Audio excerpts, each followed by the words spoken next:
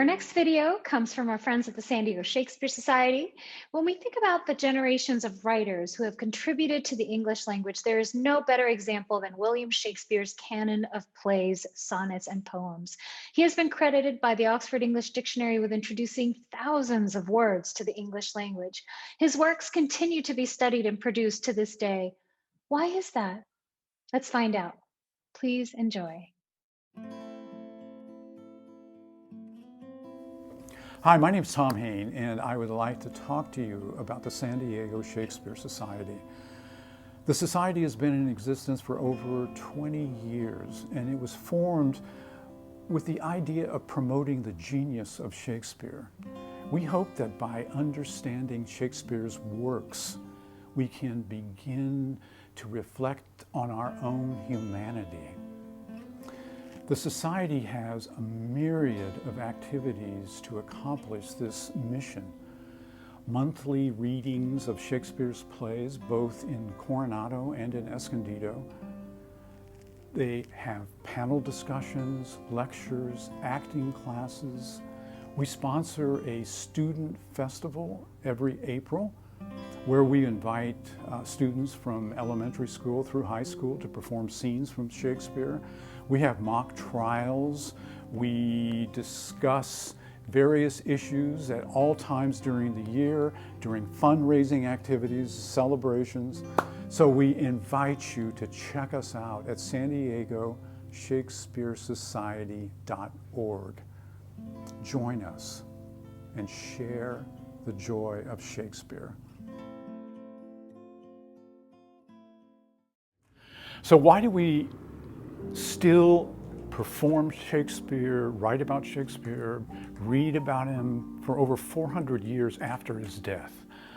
I think that one of the main reasons is his willingness to explore all aspects of the human condition.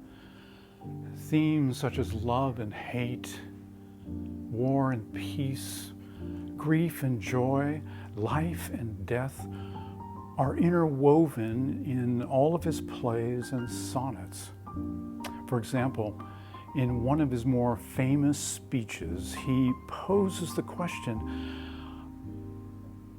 are we at the end of life destined to be alone, without any semblance of our humanity left? Listen to how he frames the question in the 7 Ages of Man's speech from this play, As You Like It. All the world's a stage, and all the men and women merely players. They have their exits and their entrances, and one man in his time plays many parts, his acts being 7 ages.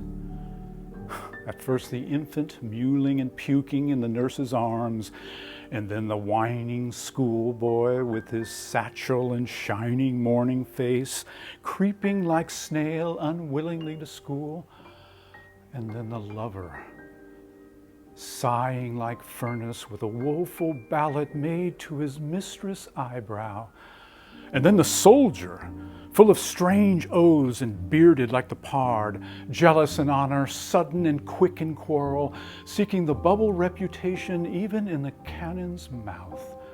And then the justice in fair round belly, with good capon line, with eyes severe and beard of formal cut, full of wise saws and modern instances. And so he plays his part. The 6th age shifts into the lean and slippered pantaloon, with spectacles on nose and pouch on side, his youthful hose well saved, a world too wide for his shrunk shank, and his manly voice turning again towards childish trebles, pipes and whistles in his sound. Last scene of all that ends this strange, eventful history is second childlessness and mere oblivion. Sans teeth, sans eyes, sans taste, sans everything. So is the end of life, loneliness and mere oblivion. Shakespeare answers with a resounding no. He tells us that we will never be alone as long as we have love. Love will be with us always, from generation to generation, transcending even death. Hear his majestic way describing this eternal nature of love in Sonnet 116. Let me not to the marriage of true minds admit impediments. Love is not love when it alters, when it alteration finds, or bends with the remover to remove.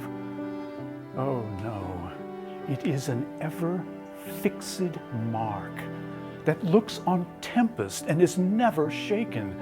It is the star to every wandering bark whose worth's unknown, although his height be taken. Love is not time's fool, though rosy lips and cheeks within his bending sickle compass comes. Love alters not with his brief hours and weeks, but bears it out even to the edge of doom. If this be error, and upon me proved, I never writ, nor no man ever loved.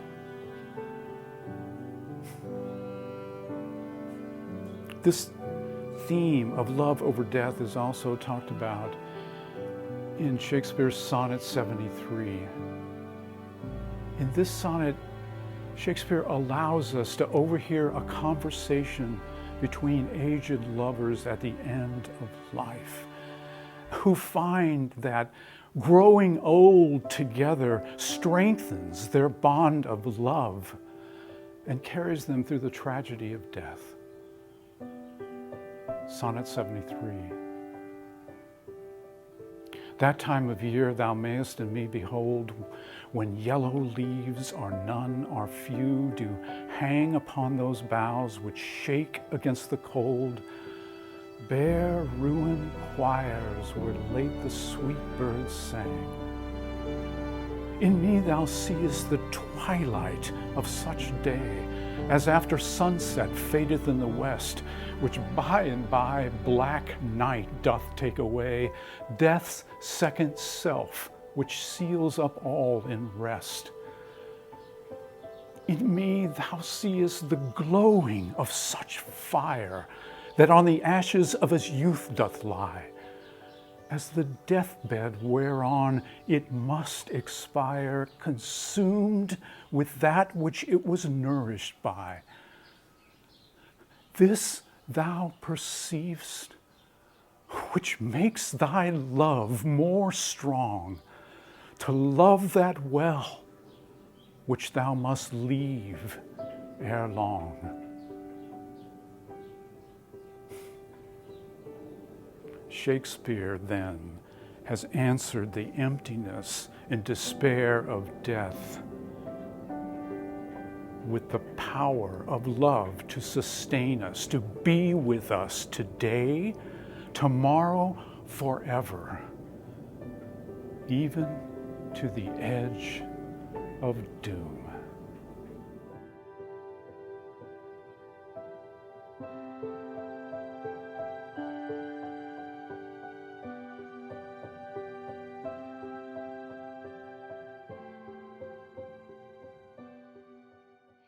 And now I'm very happy to welcome Mr. John Tessmer, Artistic Director of the San Diego Shakespeare Society, along with its past board president, Tom Haine. John Tessmer is a professional actor and director who holds a BA from Yale and an MFA in acting from the University of Wisconsin-Milwaukee. He spent 6 seasons with the Colorado Shakespeare Festival between graduate school and moving back to his hometown of San Diego in 2001. John co-founded the La Jolla Theater Ensemble in 2010 and is the company's producing artistic director. He serves on the board of directors of the San Diego Shakespeare Society, for which he has been the artistic director since 2016. John has performed regionally with the Eugene O'Neill Foundation, Laguna Playhouse, Monomoy Theater on Cape Cod, Idaho Rep, and the Western Stage, and locally with Diversionary Theater, Intrepid Theater Company, Lamb's Players, New Village Arts, North Coast Rep, Moolelo Performing Arts Company, Playwrights Project, New Fortune Theater Company, with which he is an associate artist, and many others. He has taught for the University of Colorado and the Old Globe Theater, acted in 2/3 of the Shakespearean canon, and works for the La Jolla Music Society as an artist liaison. Tom Haine has been involved with Shakespeare and the performing arts for about 30 years. Directing credits include Tartuffe, Romeo and Juliet, King Lear, Hamlet, Macbeth, Hedda Gabler, You Can't Take It With You, Bury the Dead, Rumors, Dearly Departed, A Tribute for Burt Bacharach, and his acting credits include King Lear, Macbeth, Much Ado About Nothing, Romeo and Juliet, The Tempest, and Hamlet. Haine has received formal training in directing from the Berkeley Rep and from Cambridge University in the UK, and has also trained with the Old Globe's Jonathan McMurtry, Dakin Matthews, and Brendan Fox, and with the San Diego Reps Todd Salovey and Sam Woodhouse. He is a graduate of the British American Drama Academy Midsummer Oxford program in 2010, and professionally, he is a retired federal prosecutor and currently a lawyer in private practice specializing in criminal and immigration law. Big welcome to you both. Thank you. Great to be here. Hi. Great to be here. Thank you so much for joining us. Thank you for being a part of this. So full disclosure, I used to be a big Shakespeare buff. I was a founding member of the San Diego Shakespeare Society a long time ago, and I've performed for Celebrity Sonnets in the past. And so, it used to be a really big part of my life, and I just want to share how excited I am to be spending some time with you both and talking, getting to hear the words of the bard again. And so I want to start off by reading this quote from the Book of Joy to kind of bring it all together a little bit. It says, according to the Book of Joy, it says, the human drama is often a comedy and laughter is the saving grace. This ability to laugh allows us to accept life as it is, broken and imperfect, even as we aspire for a better world. And it made me think of Shakespeare's keen ability to tell stories that tap into our most raw human traits, both good and bad. So I'd love to just ask you about your favorite characters from Shakespeare. Who are those characters that just really have, for you, were the most raw, the most real of humans, I think without a doubt, it has to be Macbeth. This is a character that starts as a hero of his country, and slowly devolves into an ambitious, paranoid person that we see disintegrate right before our eyes, but in the most poetic way that I've ever read. I mean, the language in particular in that play, not only Macbeth, but also Lady Macbeth, and also some minor characters, Duncan and Malcolm and other characters, but especially Macbeth.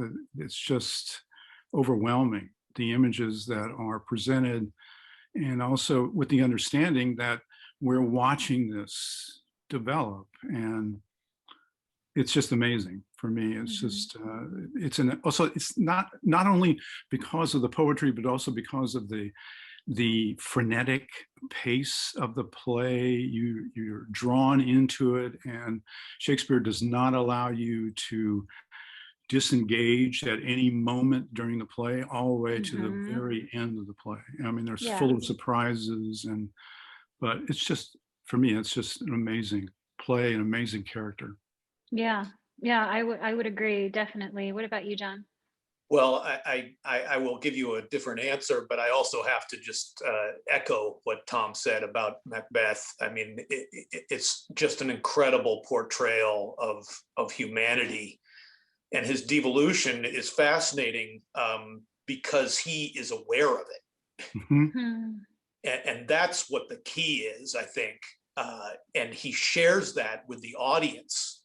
And so even as we watch him go down this horrible road, we can have sympathy. What is that horrible road for those that haven't watched Macbeth? Let's dig a little bit deeper there. he commits regicide. He has he gets spurred on by his wife. He's on the cusp of not doing it, and then finds himself reversing course and going ahead, and then basically regretting it as soon as he's done it. And yet then he's on this path and he can't get off of it. There's no turning back. Yeah, and he becomes a serial murderer at that point. And then he gets haunted by the ghost of Banquo, his best friend, whom he has killed. And you see this, you get to witness this as the audience, and even as he is becoming this monster, can have some sympathy for what he's going through. And that is it just makes him one of the most fascinating characters, not only in Shakespeare, but in all of dramatic literature. So I know we've talked a ton about Macbeth, and as well we should. I still adore the character of Hamlet. He's also tortured in a different sort of way, and so many of us find that we are thoughtfully considering taking action about whatever it may be, and hard to put it into action. And the action of Hamlet, in a way, it's a simple revenge play, but he can't get to it. And he becomes tortured by it, and his thoughts are all, and we again bear witness to that and have sympathy for what he's going through. And this is the famous to be or not to be speech, of course, is in Hamlet. For those of you that don't know, it's a torment that he's living with. And I mean, that's the ultimate existential monologue that he has to deal with about his very existence. It's against the backdrop of believing that his uncle has murdered his father, and that he needs to avenge that, to kind of right the universe. And he can't do it. I mean, it's not really in his nature to be this. And another incredible thing about Hamlet is, and it's appropriate that we talk about this in connection with joy, because as many of your viewers will know, often Shakespeare will have a character of a jester or a fool in his plays. And you think of them more in terms of the comedies, but there's one in King Lear. And in Hamlet is kind of his own fool or jester. And he plays around with Polonius, and he's incredibly witty. And he is just, the character is drawn so magnificently, so three-dimensionally, maybe even more than three-dimensionally, if that's possible. And you just run the gamut of human emotion with him throughout the course of the play. And great selections. You also have in Hamlet, you also have the character of Claudius, who's conflicted just on the same order that Macbeth is conflicted. Has this brilliant soliloquy where he tells the audience that he's full of guilt, but there's nothing he can do about it, and he's going to try to pray. He gets down on his knees and prays. Hamlet comes in, stands behind him, is ready to kill him, and then decides that if he kills him, he's going to go to heaven, and that's not justice for Hamlet. So he leaves. Claudius gets up from this prayer, not knowing that his life was just in mortal danger, and says, my words fly up, my thoughts remain below. Words without thoughts never to heaven go. So you have this unbelievable disclosure to the audience that's similar on the same level that Hamlet, to be or not to be, the same intensity, same self-reflection that in this other character, the character that is the target of Hamlet's hatred and attempts to destroy or assassinate. So that's incredible too. My other question is about the grander impact of Shakespeare on our English language. So I found this nugget of information that he's attributed to contributing 3,000 words to the English language. That's insane. Yeah.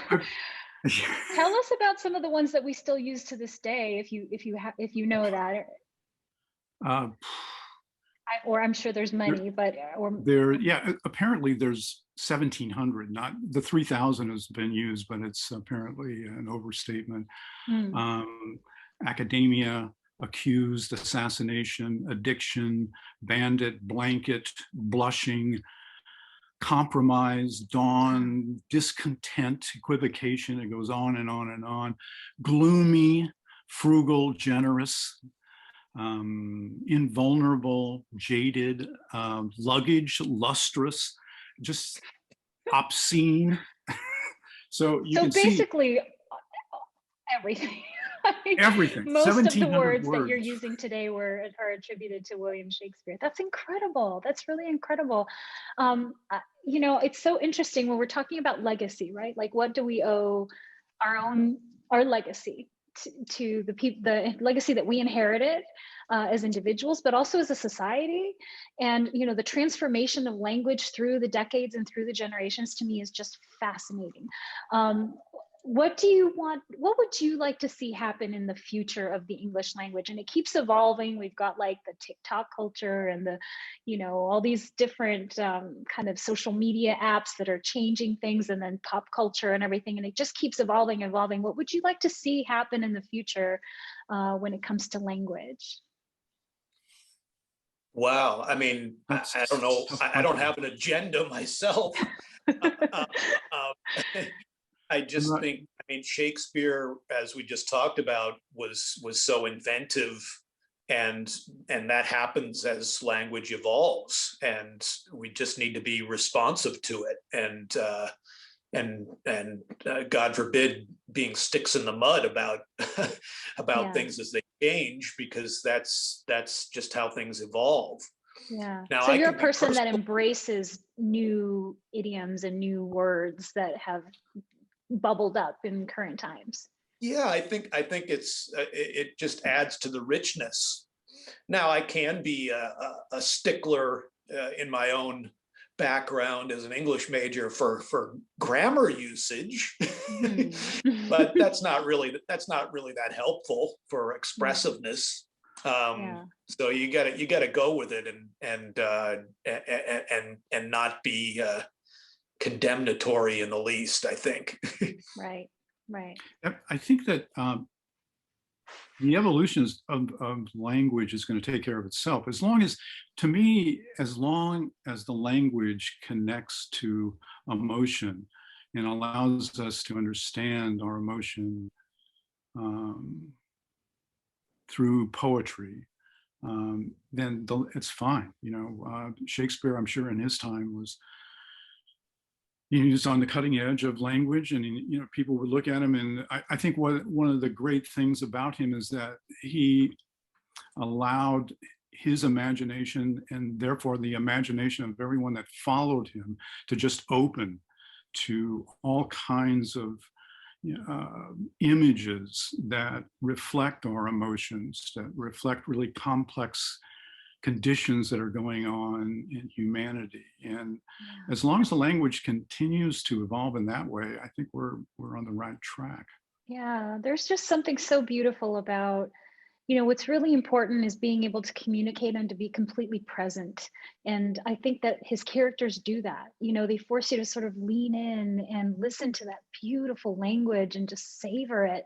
And so that's one of the things that I love. It's the expression of what you thought you felt, but in words. Sometimes you have these feelings or you know, sensations that you can't explain or express, but they're right there for you in this beautiful poetic way. And that's true with modern poetry too. I mean, you pick up something by Mary Oliver, and you look at it and you think at first it's something that you can't quite figure out how it relates to you, and then you just keep looking at it, reading it out loud, and then boom, it just hits you about, how the images that are brought to the forefront actually reflect some stuff that's going on internally with you. And that's just a fantastic revelation, and that happens. That's what is so amazing about Shakespeare. After 400 years of his plays and his sonnets, you can still discover stuff. And that's the essence of poetry. And because when you read it, you can read anything from Romeo and Juliet, the balcony singing Romeo and Juliet. I've read it, studied it, and every time I find new images that just blow me away. It's so, I don't know, as language, when we're talking about the evolution of language, language is going to explore and use Shakespeare's template and just connect us more with our emotions, and that's good. That's good. Yeah, and Susanna, you talked about being present, and that's what poetry does. It puts you in a particular moment, and that's what Shakespeare is so good about doing, is putting his characters very present, as you alluded to, in a particular moment. And of course, because it's drama and we're comedy too, we're interested in what's going on with these characters. Something we always talk about as actors and directors, not just with Shakespeare, but with any good play, is that the stakes are high. Stakes are always so high, high in his plays. For the character. And so that leads to a wonderful engagement with the audience, the characters with each other, the present moment. And it's all about that. And acting in general is all about being present in a moment with your scene partner, with what's going on inside. I feel like if he were alive today, he would have so much material to work from. I feel like we're living in a Shakespearean play right now with everything that we've lived through, literally the plague, that he lived through as well, and wrote. I think his first batch of sonnets was written during a plague. But I find that just fascinating is, what do you do when you are dealt with stressors? He sat down and created and wrote and wrote and wrote and wrote, and then we get to experience it hundreds of years later. I want to talk about traditions in theater, and one of the things that as a woman and as an actor, it was illegal for women and girls to perform in theater. And talk to us about the evolution of how theater, at least in Shakespeare's time, how did they work around that to be able to produce his shows? Well, boys played the women, and thank goodness we've evolved since that practice. Although that's very interesting. I mean, good for the boys to be able to essay those roles. Right. And now it's evolved to where we now see like gender neutral casting and colorblind casting around the world. When I was studying at the Royal National Theatre in London, I remember it was the first time I had ever seen colorblind casting. Yeah. And it just blew my mind. I had no idea you could even do that, and when I came back to San Diego, I think it's happening now more now, but 20 years ago or so, it was not happening. It was we're trying to be traditionalists here, but I find it fascinating. When representation matters, and when you see a person that looks like you and acts like you on stage performing things that were supposed to be, a British product, or historically, English characters, it sort of makes you think, oh, okay, this is not about that. It's about the human story behind it. And that's what matters. And so what I love that you all do is the Student Shakespeare Festival, where you get all these wonderful youths from every type of background playing all these different characters, and they get to see themselves represented on stage. And I just think that's so wonderful. Absolutely. And it's about the humanity, as Tom said at the beginning of the interview. It's about the humanity of the characters, and that's not, of course, limited to England or Europe from a particular place and time and century. And so these characters are accessible to everyone, every gender, every race, every age. And that's why Shakespeare is produced all over the world. Yeah. Yeah, interesting. Right now, Ian McKellen is performing Hamlet in London. He is Hamlet. Someone told me this, and at first I thought, "Are you sure he's not Claudius?" But he is portraying Hamlet in the West End. And So who's his father? That's a good question. That's the first thing who's Gertrude? And but I'm sure it's going to be incredible to see. I mean, I saw him in King Lear a couple of years ago, and he was just unbelievable. He was just. But there is a beauty to that, the exploration of the casting, you know, just changing it up, and it changes everything. It changes the nuance is just slightly so that you start to see new layers of the story. And I think that's just wonderful. There was a production of Julius Caesar, an all-female production of Julius Caesar at the Dunbar Warehouse that was filmed, and it stars Harriet Walther as Brutus, and it's just an all-female cast, and it's fantastic. It's just great, and it tells the story. It tells the relationships between, you know, Caesar and Brutus and Cassius and Mark Antony, and there is absolutely you can't. I mean, it adds more depth to it as an all-female cast. It's pretty brilliant. Right here in San Diego, New Match Collective did Antony and Cleopatra, right, with an all-female cast. Yeah. Yeah, I can't wait to get back to live theater again, you guys. Oh, It's one of we're so close. We're so close. So sacred rituals is the other theme in our conversation. This is called Generations and Sacred Rituals. And theater has so many sacred rituals. We have so many things that we do backstage as actors that we use to prepare. We have superstitions. There's all kinds of great things that happen. Some of them, you know, you can't whistle backstage, for example, or that the ghost light needs to stay on all night when you close up shop at the theater. What is your favorite sort of theatrical sacred ritual? Maybe we should explain why you can't whistle backstage. Do you okay. know? No, I actually don't know. I don't know why. Tom, do you know that? No, are you summoning John, something like a ghost or something? I'm not sure. I opened up Pandora's box here. It usually has to do with ghosts.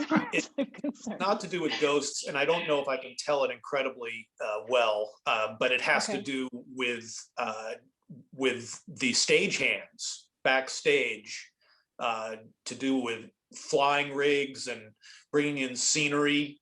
It was a way for them to communicate. Before headsets and walkie-talkies and things like that. So that's why you couldn't do it. So you could be literally calling someone to drop the curtain on you by accident.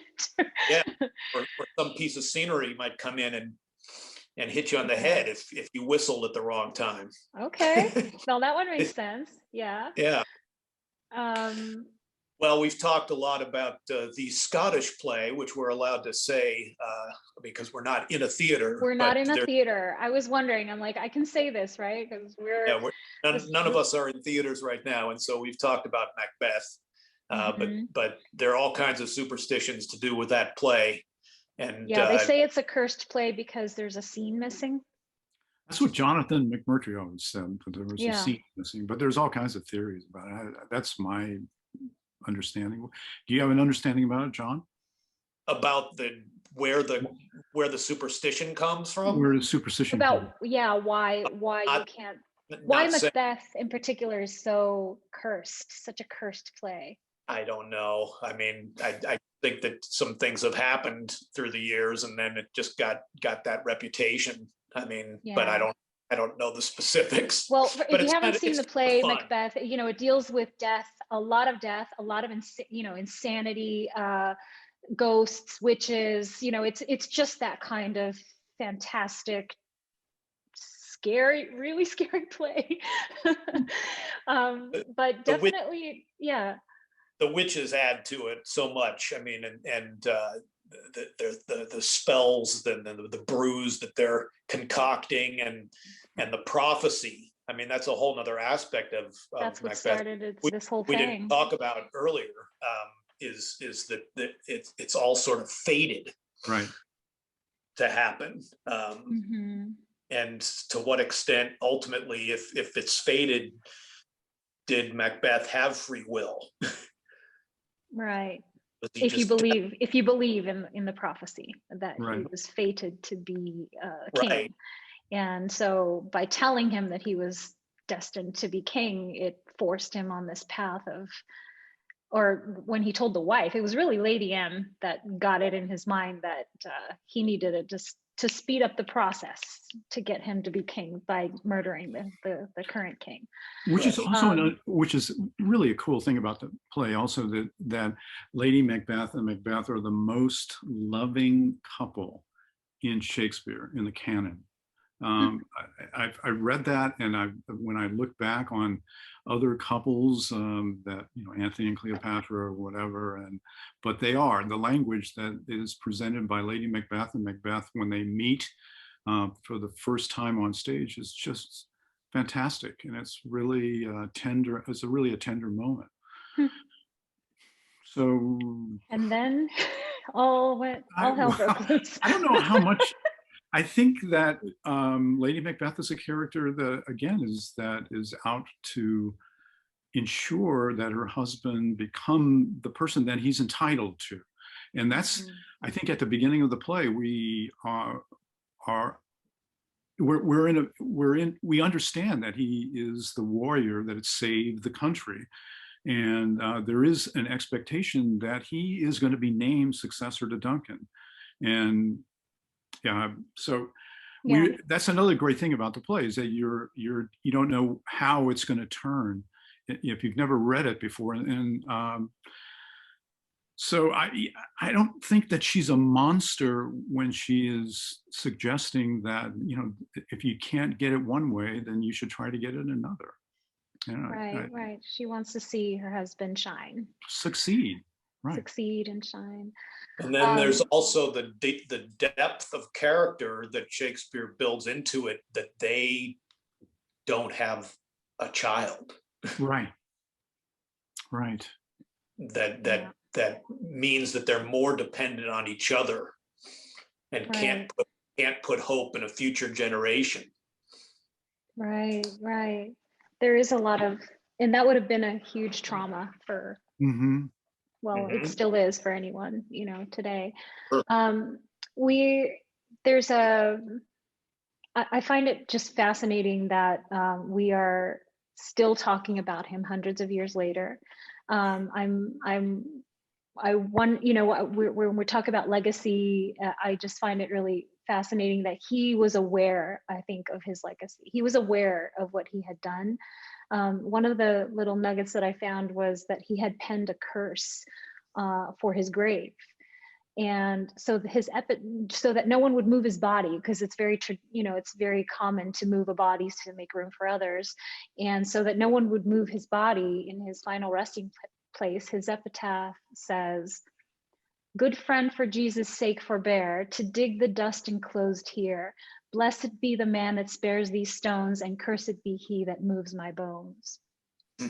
And so his grave remains undisturbed, even hundreds of years later.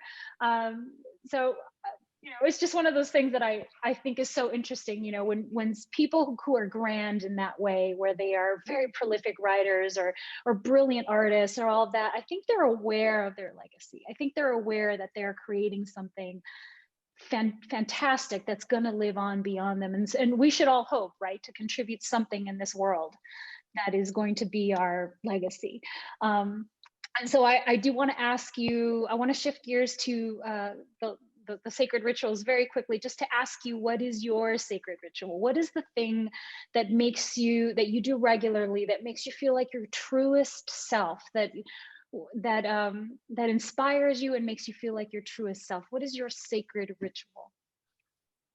For me, it involves being in a law practice that right now is centered on immigration. And last 2 or 3 years, I was a prosecutor for, I don't know, 30 years with the federal government. So I was on the other side of trying to deport people from the United States. And then now I'm on the side of trying to find ways for people to stay here. And there's been maybe, I don't know, 5 or 6 occasions where people that are really truly in desperate situations have come to our office, and I was able to use, legal stuff and personal connections, and was able to bring them into the United States. And now they're in here, they're reunited with their families, and it's really the coolest thing that I've ever been involved in. It's the coolest legal thing,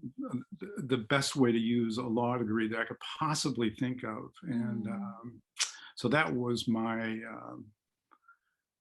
sacred ritual, is to find cases more in that area, and to try to promote that. And it's making you feel like your truest self. It does. It really makes you feel, that it's, I don't know what term you would use, Christian or human or, Shakespearean. Compassionate. Compassionate. Yeah. And I think so actors are some of the most compassionate people in the world. We're tasked with putting ourselves in people's shoes every day and trying to experience their grief and their joy and everything in between. Yeah. So, beautiful. Thank you for sharing. That's amazing, Tom, and that you just shared that, Susanna, because I was just reflecting as you were sharing the evolution of your practice, Tom. And I thought, when I was a senior in college, thought very seriously about becoming a lawyer.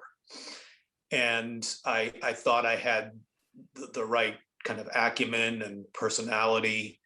But I did not want to take cases I didn't want to take. Very, very, in a way, short-sighted, because look at the longevity of your career and where you get to come to at this juncture. But I thought, toil away for who knows how many years to get to the point where I could take the cases I want to take. And I did not, I couldn't suck it up to go through that means to an end. Mm-hmm. So what did I do instead? I became an actor, which has sent me on an incredible process of again, being in the moment. Of course, I haven't done anything that I had to throw up about, but of course I've had to do plenty of jobs that I didn't exactly think I was signing up for, and that kind of thing. So it's really interesting to look at the trajectory. But I wasn't convinced that that's what I wanted to do for my whole life, and yet I got on the path, and I've stuck on it. And one critical juncture along the way was deciding to go to graduate school, which not every actor needs to do, but it made sense for me. I was coming from an academic background. I'd studied acting, but I hadn't really kind of delved into the meat and potatoes of it. So it made sense for me to do that. And I did. And you come out the other side, and it's as we all know, I don't need to bemoan it here in any way, it's a difficult path. But I had confidence. I had a little bit of wisdom in my 20s that no matter what happened to me by going on the process of going to graduate school and getting my Master of Fine Arts, that it was going to make me a better person. And that has everything to do with what you were talking about, Susanna, of actors being the most compassionate people, highly intelligent, curious, And it is our job to put ourselves in other people's minds and hearts and become them, but also to have sympathy for them, have empathy for them. And so I would say that acting itself is a sacred ritual for me. And not only that personally, but to work with others on a project who are also doing that. And of course, we're all unique and have different perspectives, and that's wonderful, but we're like-minded in the pursuit of a common goal, to tell stories for an audience. Shakespearean stories are some of the best, but of course we have incredible other playwrights as well. This has just kept me going through the decades, to be able to do this with other people who are my colleagues, my friends, and to do it for an audience. So speaking of other people, another piece just to add to what you were saying is that we as a cast, you are colleagues with people that are older, way older than you, way younger than you, and they become it becomes like a brother and sisterhood. You know, you become family. And so there's something about that where in a normal scenario, if you're the older person, you have a very different relationship with just like a person that you meet, you know, on the street, or someone else's son or daughter or whatever. You know, you're like, oh, you're cute, you know, but when you're on stage, you're equals, right? Because you're both working just as hard, you're both going to the same rehearsals, you're being directed, you're both vulnerable, you're both trying to tell the same story, and you're kind of on the same path. So some of my greatest friends are from very, very divergent generations, and I've always been really open. I think theater taught me that, you know, being very open to being able to connect on a human level with almost anybody from any background, and that's why, you know, compassion really plays into being able to be a good actor, is you're able to just, okay, what's the humanity in you? Start there. Let's start there. So in the interest of time, I want to get into our little challenge here. So I gave you a tiny bit of warning, but I think that one of the best ways to honor Mr. William Shakespeare is to get into what he was really good at, which was insults.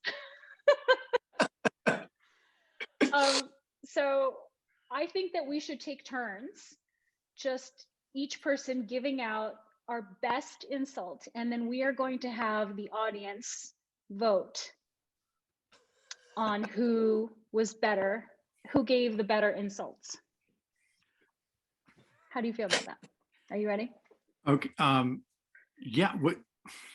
Or are you? So we're going to use the thing that you gave us, or can we use the? We could. So we've got what? Actually, that would be a really good one. Let's start one round, just one round, with like our favorite Shakespeare insult that actually exists, and then we're going to share this little Shakespeare insult making kit with you all. And so we're just going to pull out of there, and you can create your own insults. So first, let's do our first round, starting with your favorite Shakespeare insult.